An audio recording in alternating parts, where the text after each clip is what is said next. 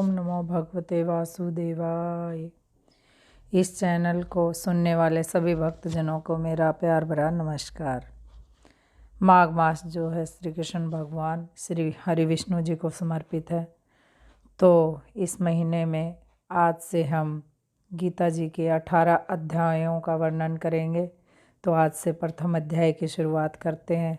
तो आप सभी प्रेमीजनों भक्तजनों से प्रार्थना है कि आप प्रेम पूर्वक भक्ति पूर्वक इनको सुनेंगे। तो चलिए शुरू करते हैं गीता जी का प्रथम अध्याय। बोल श्री कृष्ण भगवान की जय।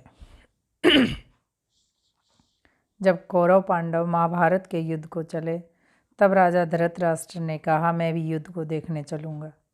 तब श्री वेदव्यास जी ने कहा, हे राजन, नेत्र के बिना क्या देखोगे? राजा धृतराष्ट्र ने कहा, देखूंगा नहीं तो श्रवण तो करूंगा। तब व्यास जी ने कहा, हे राजन, तेरा सारथी संजय जो कुछ महाभारत के युद्ध की लीला कुरुक्षेत्र में होगी सो यहाँ बैठे ही श्रवण करवाएगा। व्यास जी के मुख से ऐसे वचन सुन संजय ने विनती करी, हे प्रभु, यहाँ हस्तिनापुर में बैठे कुरुक्षेत्र की लीला कैसे जानूंगा तथा राजा को किस बात ही कहूँगा। तब व्यास जी ने संजय को कहा, संजय, मेरी कृपा से तुझे यहाँ सब कुछ दिखाई देगा। व्यास जी के इतना कहते ही संजय को दिव्य दृष्टि मिल गई और बुद्धि उसकी दिव्य हो गई। अब आगे महाभारत का कौतुक कहते हैं, सुनो। 7 अक्षौणी सेना पांडवों की और 11 अक्षौहिणी सेना कौरवों की। ये दोनों सेनाएं कुरुक्षेत्र में जब एकत्रित हुई तब धृतराष्ट्र ने पूछा, हे संजय, धर्म के क्षेत्र कुरुक्षेत्र में युद्ध की इच्छा से एकत्रित हुए मेरे और पांडु पुत्रों ने क्या कहा और क्या किया? संजय ने कहा, पांडवों की सेना को व्यूहित देखकर दुर्योधन आचार्य द्रोण के समीप जाकर कहने लगे, हे आचार्य, देखिए आपके शिष्य बुद्धिमान द्रुपद पुत्र ने पांडवों की बड़ी सेना की कैसी व्यूह रचना की है। इस सेना में अर्जुन, भीम जैसे बड़े बड़े धनुर्धारी, विराट, वीर, महारथी, द्रुपद, धृष्टकेतु, चेकितान, बलवान काशीराज, पुरोजित कुंतीभोज, नरों में श्रेष्ठ सव्य, पराक्रमी युद्धायुमनु, बलवान उत्मोजा, अभिमन्यु और द्रौपदी के पुत्र सब के सब महारथी हैं। हे ब्राह्मण श्रेष्ठ, आपके सम्रांत मैं आपकी सेना के प्रधान सेनापतियों के नाम बताता हूँ। आप भीष्म, कर्ण, युद्ध विजय कृपाचार्य, अश्वत्थामा, विकर्ण, सोमदत्त का पुत्र भूरिश्रवा और बहुत से सूरवीर में लिए प्राण तक देने को तैयार हुए। ये लोग शस्त्र चलाने में अति निपुण हैं। हमारी सेना को जिसके भीषम रक्षक हैं अपरिमित बल है और उनकी सेना जिसके भीम रक्षक हैं थोड़ा बल है। अब आप सब अपने अपने मोर्चों पर सावधान रहकर सेनापति की रक्षा कीजिए। भीष्म पितामह ने दुर्योधन को प्रसन्न करते हुए और ऊंचे स्वर से गरजते हुए शंख बजाया। फिर वहाँ चारों ओर शंख बजने लगे, नगाड़े, ढोल, गोमुख आदि बाजे बजने लगे, जिनका बड़ा भयंकर शब्द हुआ। जिसके अनंतर श्री कृष्ण और पांडव अर्जुन ने दिव्य शंखों को बजाया। श्री कृष्ण ने पांचजन्य और अर्जुन ने भी देवदत्त नामक शंख और भीषण कर्म करने वाले भीम ने पौंड्रक नामक बड़े शंख को बजाया। कुंती पुत्र राजा युधिष्ठिर ने अनंत विजय, नकुल ने सुघोष, सहदेव ने मणिपुष्पक और धनुर्धन काशीराज और शिखंडी धृष्टद्युम्न, विराट, अपराजित, सात्विकी, राजा द्रुपद और द्रौपदी के 5 पुत्र और महाभायु अभिमन्यु, इन सब वीरों ने अपने अपने शंखों को बजाया। उन शंखों के भारी शब्द से आकाश और पृथ्वी गूंज उठे और धृतराष्ट्र के पुत्रों के हृदय काँप उठे। हे राजन, अर्जुन ने कौरवों को युद्ध के लिए प्रस्तुत देखकर धनुष उठाकर श्री कृष्ण से कहा, हे श्री कृष्ण, मेरा रथ दोनों सेनाओं के बीच में खड़ा कर दीजिए, जिससे मैं युद्ध करने वालों को देख तो लूँ। इस रणभूमि में मुझे किन किन के साथ युद्ध करना चाहिए। दुर्बुद्धि दुर्योधन से प्रीति करने वाले युद्ध के लिए यहाँ जो इकट्ठे हुए हैं उनको देखूंगा। संजय ने कहा, हे राजन, अर्जुन की बात सुनकर श्री कृष्ण ने भीष्म, द्रोण आदि वीरों के सामने उत्तम रथ को खड़ा किया और कहा कि हे वीर, युद्ध के लिए उद्धत इन कौरवों को देख लो। अर्जुन ने चाचा, बाबा, गुरु, मामा, भाई, पुत्र, पौत्र, मित्र, ससुर और सब जनों को शास्त्रों से सुसज्जित देखकर कहा, इन दोनों सेनाओं में अपने ही सब बांधवों को देखकर परम दुखी हुए ये वचन कहे, हे श्री कृष्ण, युद्ध की इच्छा से आए हुए इन अपने बंधुओं को देखकर मेरे जो है अंग ढीले होते जा रहे हैं और मेरा मुख सूखा जा रहा है, मेरा शरीर बेकल हो रहा है, गांडीव हाथ से गिरा जा रहा है। हे केशव, मुझ में यहाँ खड़ा रहने की सामर्थ्य भी नहीं है और सब लक्षण मैं उल्टे देख रहा हूँ और संग्राम में अपने सब जनों का वध करके कोई लाभ नहीं होगा।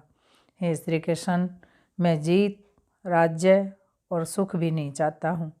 हे प्रभु, हमको राज्य भोग तथा जीवन से क्या काम है, क्योंकि जिनके लिए राज्य भोग और सुख की इच्छा की जाती है वो सब इस युद्ध में प्राण और धन की इच्छा छोड़ मरने को तैयार हैं।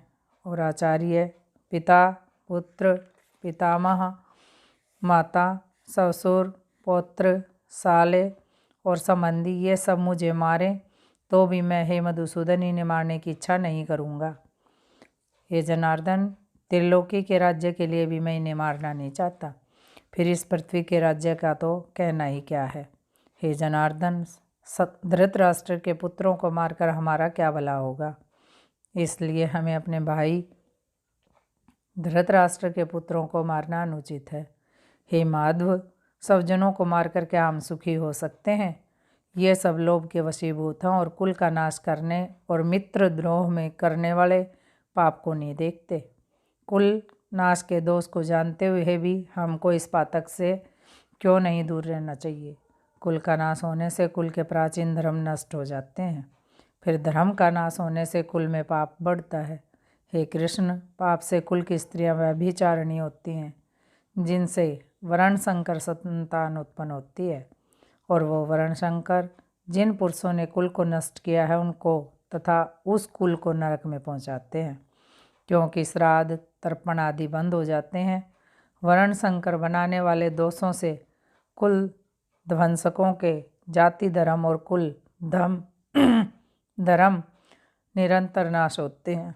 हे जनार्दन, मैंने बार बार सुना है कि कुल धर्म नष्ट होने से निश्चय ही नरक का वास होता है। हाय, हम कितना बड़ा पातक करने को तैयार हैं, जो राज्य सुख के लोभ में सब जनों को मारने की कोशिश कर रहे हैं। शास्त्रों को धारण किए हुए धृतराष्ट्र के पुत्र यदि मुझे शस्त्र रहित और उपायहीन को रणभूमि में वध कर डाले तो मेरा बहुत कल्याण होगा। संजय ने कहा, हे राजन, ये कहकर दुखित होकर अर्जुन ने धनुष बाण फेंक दिया और रथ के पिछले भाग में जा बैठा। इति श्रीमद् भागवत गीता का प्रथम अध्याय समाप्त। अब पहले अध्याय का महात्म सुनिए। एक समय पार्वती ने पूछा, हे महादेव जी, किस ज्ञान के बल से आपको संसार के लोग शिव कहकर पूजते हैं और मृग छाला ओढ़े, अंगों में शमशानों की विभूति लगाए, गले में सर्प माला और मुंडों की माला पहने हुए हो? इसमें कोई तो पवित्र नहीं है, फिर आप किस ज्ञान से पवित्र हो, वह आप कृपा करके कहिए। श्री महादेव जी बोले, हे प्रिय, सुनो, गीता ज्ञान को हृदय में धारण करने से मैं पवित्र हूँ, उस ज्ञान से मुझे बाहर के कर्म नहीं व्यापते। तब पार्वती ने कहा, हे भगवान, जिस गीता ज्ञान की आप ऐसी स्तुति करते हैं उसके श्रवण करने से कोई कृतार्थ हुआ है? तब महादेव ने कहा, इस ज्ञान को सुनकर बहुत से जीव कृतार्थ हुए हैं और आगे भी होंगे। मैं तुझको एक पुरातन कथा कहता हूँ, तो श्रवण कर।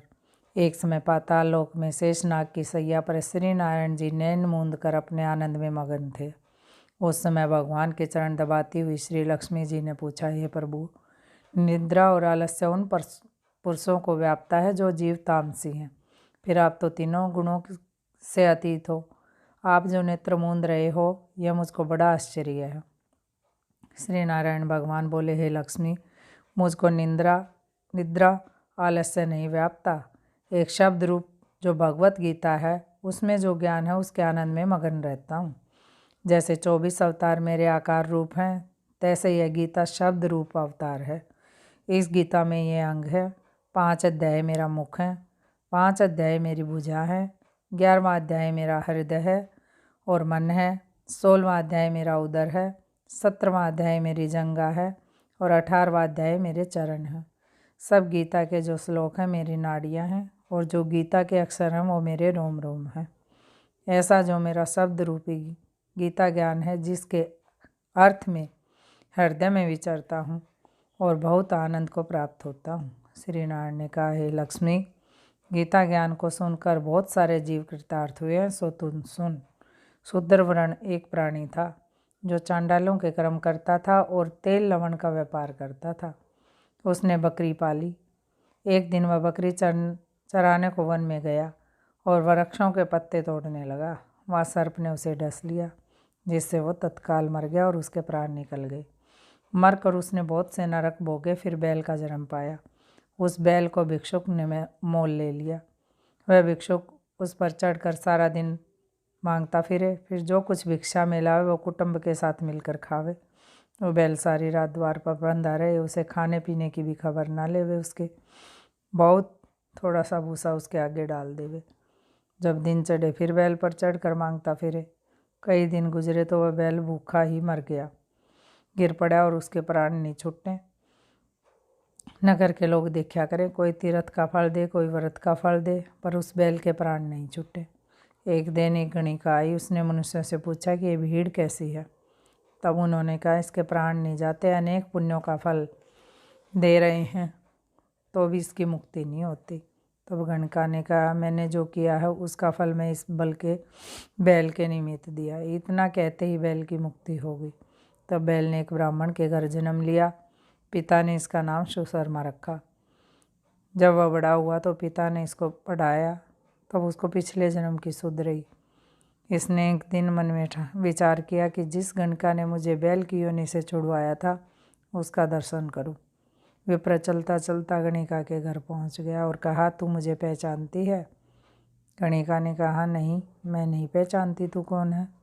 तेरी मेरी क्या पहचान है? ये तू विप्र और मैं वेश्या। तब विप्र ने कहा, मैं वही बैल हूँ जिसको तुमने अपना पुण्य दिया था। तब मैं बैल की योनि से छूटा था, अब मैंने विप्र के घर जन्म लिया है। तू अपना वो पुण्य बता। गणिका ने कहा, मैंने अपने जाने कोई पुण्य नहीं किया है, पर मेरे घर एक तोता है, वो कुछ पढ़ता है, मैं उसके वाक्य सुनती हूँ। उस पुण्य का फल मैंने तेरे निमित्त दिया था।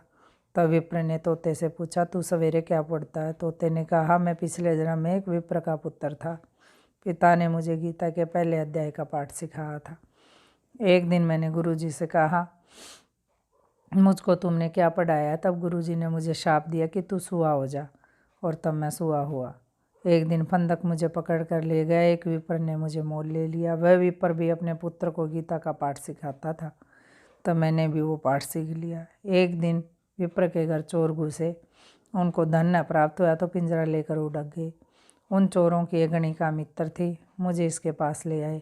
सो मैं नित्य गीता जी के पहले अध्याय का पाठ करता हूँ, वही ये गणिका सुनती है, पर इस गणिका की समझ में नहीं आता। जो मैं पढ़ता हूँ वही पुण्य तेरे निमित्त दिया था। सो हे लक्ष्मी, गणिका ने भले काम ग्रहण किए, नित्य प्रति स्नान करे और गीता के पहले अध्याय का पाठ करे, इससे उसकी मुक्ति हुई। श्री नारायण ने कहा, लक्ष्मी, जो कोई अनजान कर भी गीता का पाठ करे या श्रवण करे उसकी भी मुक्ति होती है। बोलो श्री हरि विष्णु की जय। ओम नमः भगवते वासुदेवाय। प्रथम अध्याय का महात्म्य समाप्त।